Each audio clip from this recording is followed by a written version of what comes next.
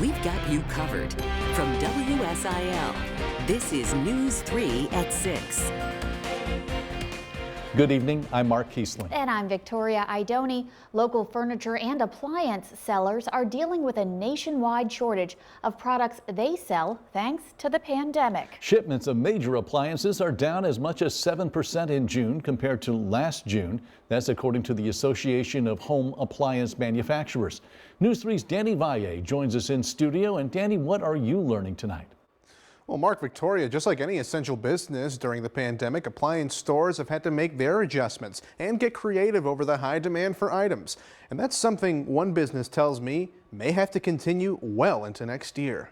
What we've heard from all of our vendors, all of our vendor representatives, is they've never seen anything in their entire career like this. Appliances like refrigerators, washers, and dryers are flying off the shelves, even during a pandemic. I think freezers make sense. You know, you spend less time at the store. If you have the washer and dryer hookup and you can come to us and get that for, less than what you're paying every week to go to a laundromat, and you can do it in your own home, that's great. Mark Williams, Vice President of Sales and Marketing at Rent One, says it's due to manufacturing companies pumping out appliances at a slower rate because of the pandemic. It's about production more than anything right now. What we hear, they're about 60% production due to social distancing and then the shutdowns that happened through the course of the pandemic. So now they're somewhere between 10 and 12 weeks behind. 3 months of backlogged orders means appliance stores have to plan ahead.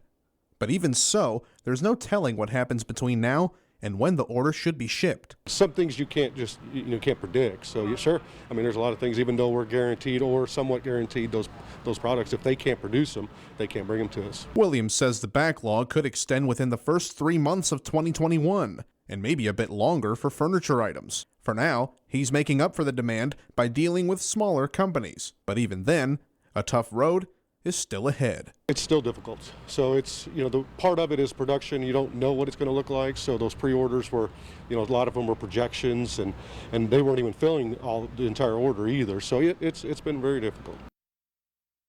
And Williams tells me if he orders items now, he may not see them until January. But despite the shortage, he says they haven't had to raise prices on any of the store's items. Live in the studio, Danny Valle, News 3.